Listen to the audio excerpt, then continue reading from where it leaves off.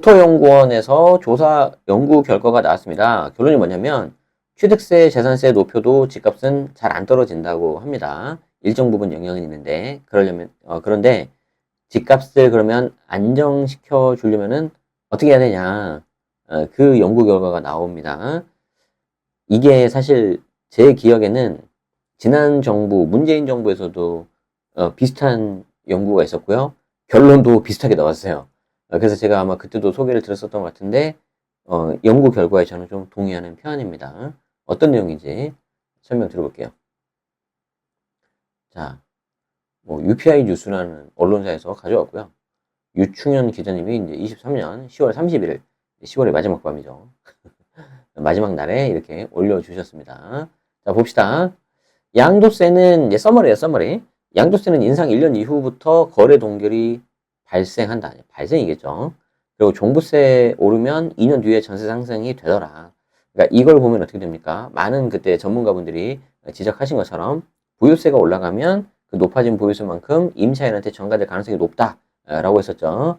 그래서 국토연구원에서는 거래세는 인하하고 보유세 인상을 동시에 추진해야 된다. 동시에. 이 말이 중요합니다. 동시에 추진해야 된다. 그리고 1주택자 세부담은 낮춰야 된다. 저는 아주 동의합니다. 아주 이 말 동의합니다. 그래서 이런 방향으로 좀 되면 좋겠는데 어떻게 될지 모르겠네요. 현재 정부는. 자, 볼게요.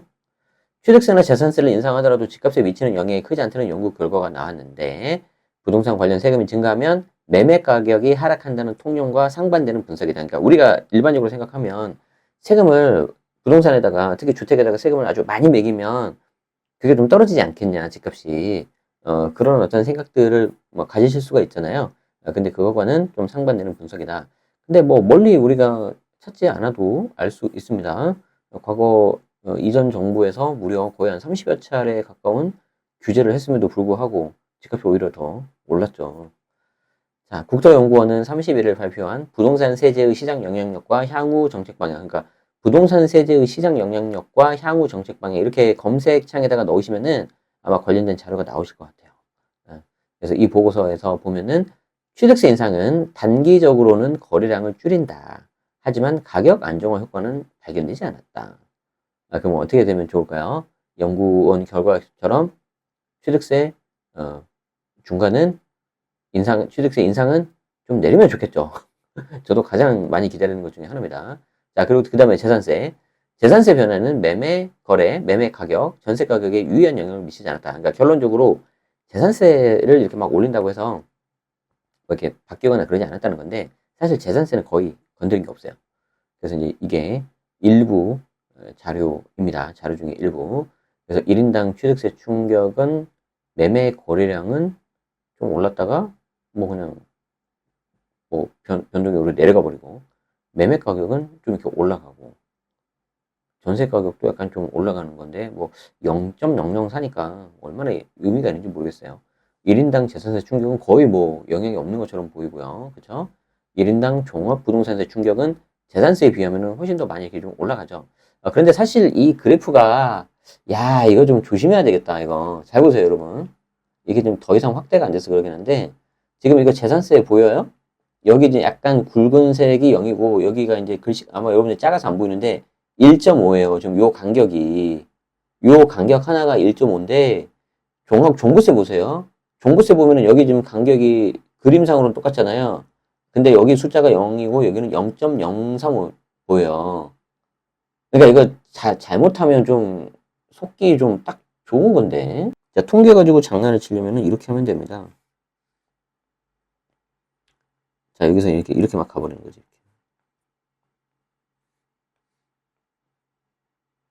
그런데 여기를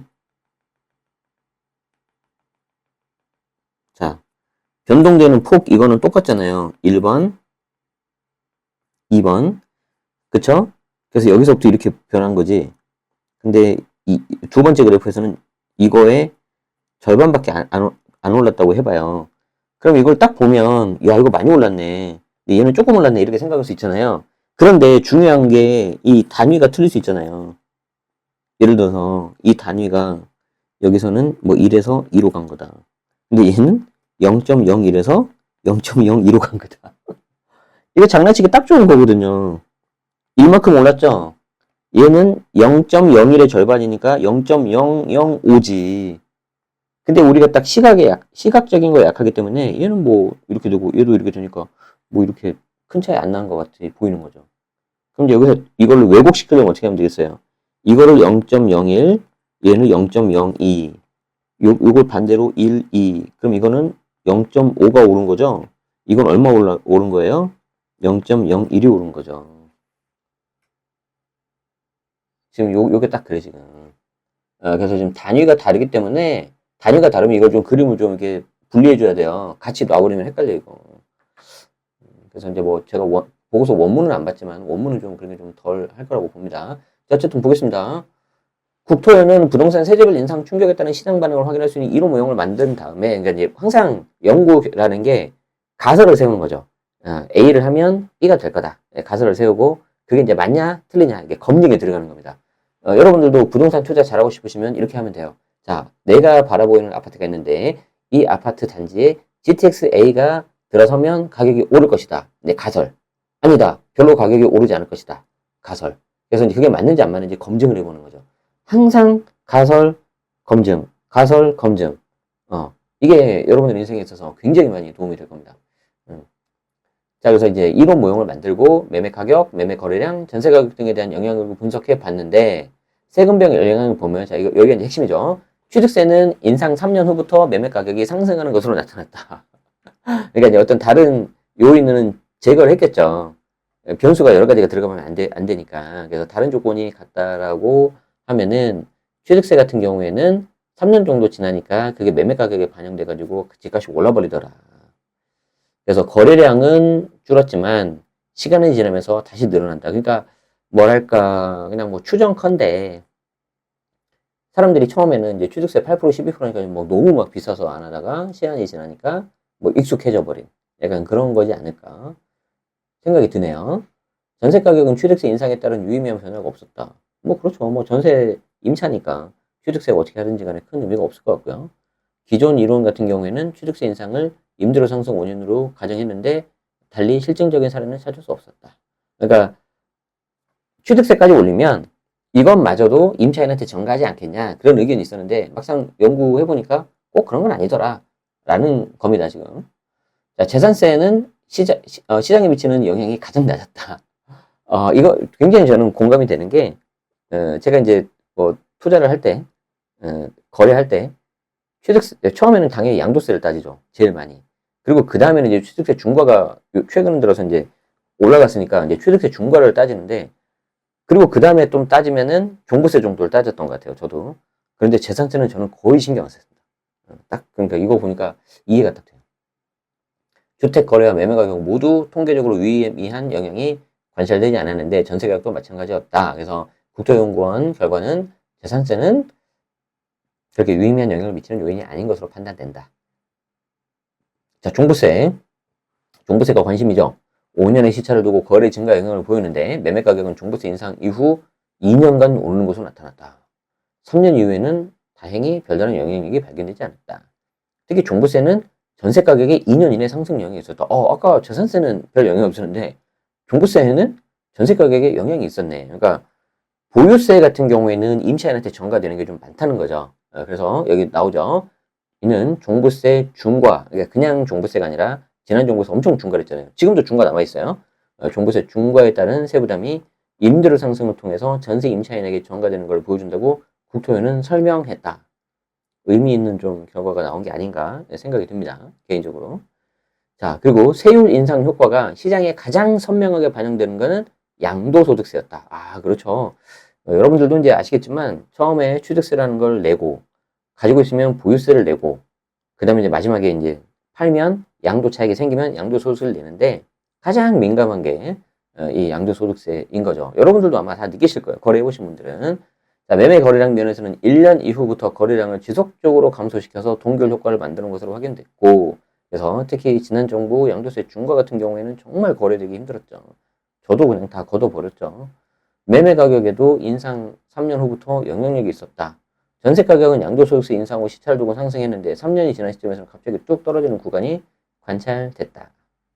자, 그리고 어떤 세금이든 세율이 오르면, 그러니까 똑같이 세금이 있는데, 그걸 이제 과세 표준이 나오고, 거기에 이제 세율을 적용해주는 세금이 이제 정확한 세액이 나오거든요. 그런데 그 세율이 오르면 내 집 보유 유인을 떨어뜨리는 것이 공통적으로 확인됐다. 아, 이것도 좀 나름 의미가 있는 것 같네요. 그죠?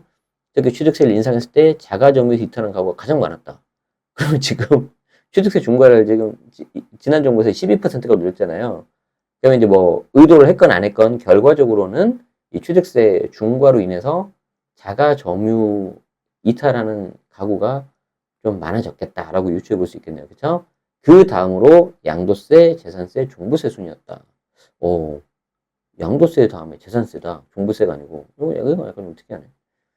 그래서 이제 결론적으로는 국토위는 이 같은 연구 결과를 바탕으로 주택시장 안정화를 위해서는 부동산 세제별로 영향력이 다르니 이를 고려한 정책 조합이 필요한데, 이 말은 좀, 뭐 이제 너무 좀 뻔한 말 아닙니까?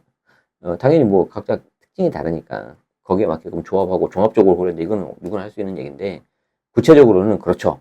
구체적으로는 뭐가 나왔다? 첫 번째, 거래세 부담을 완화시켜야 된다. 거래세는 뭐예요? 사고 팔 때 들어가는 세금, 구체적으로 양도세, 취득세가 있습니다. 그래서 양도세, 취득세는 좀 낮추고, 그 다음에 보유세 부담은 높여라. 그리고 이거를 동시에 해야 된다. 굉장히 의미 있는 내용이 나오네요. 제가 알기로 이런 비슷한 연구가 전에도 있었어요. 그때도 결과가 똑같았어요. 그래서 지난 정부에서 엄청 그 세금 규제를 했을 때 저는 이런 방향으로 좀 하면 좋겠다. 거래량은 좀 줄이고 그래야지 팔 사람들은 팔잖아요. 대신 보유세를 확 올려서 여러 개를 너무 갖고 있으면 못 버티게 만들자. 이렇게 저도 했었는데 이런 거죠. 우리가 주택을 사면 부동산 세금이 최소 3번은 내지 않습니까? 자, 처음에 취득세가 있고요. 그 다음에 보유세가 있습니다. 여기에 이제 재산세가 있고 종합부동산세, 종부세가 있지 않습니까? 그 다음 마지막으로 양도세가 있습니다. 그래서 국토위원회 연구 결과는 거래 비용인 취득세, 이거 거래 비용이에요. 취득세 낮추고 양도세 낮추자는 거예요. 대신에 보유세 올리자는 거지. 자, 그럼 어떤 일이 발생을 합니까? 예를 들어서 다주택자.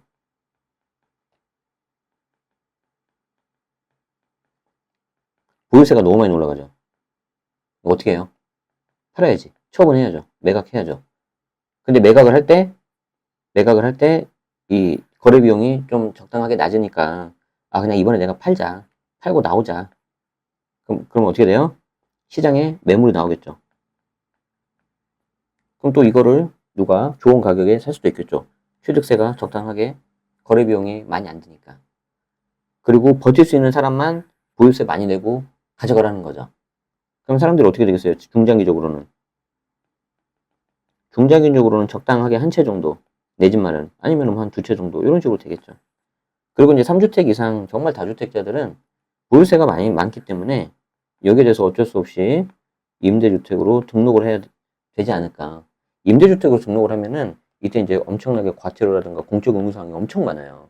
그리고 임차인 입장에서 임대주택으로 등록된 집에 들어가시면은 5% 못 올리기 때문에 계약할 때마다 훨씬 더 좋을 수가 있죠. 그래서 저는 그때 연구 결과에서도 말씀드렸는데 저는 이게 맞다고 봅니다. 이게 맞다고 봐요.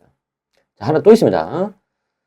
또한 부동산 세부담이 실거주 목적의 매입 보유를 억제하지 않도록 해야 한다고 봤다. 정말 가장 동의하는 부분이라서 제가 이걸 가져왔습니다. 그러니까 무슨 말이냐면 세금이 올라가는 건 좋은데 그게 이제 어떤 투기 수요를 억제하고 이게 좀 주택 시장을 안정화하기 위해서 해야지, 그게 이제 너무 지나쳐져서 실거주 목적 내 집 마련하는 사람한테까지 어떤 영향을 미쳐서 내 집 마련을 포기하게끔 부담을 갖게끔 하면은 안 된다.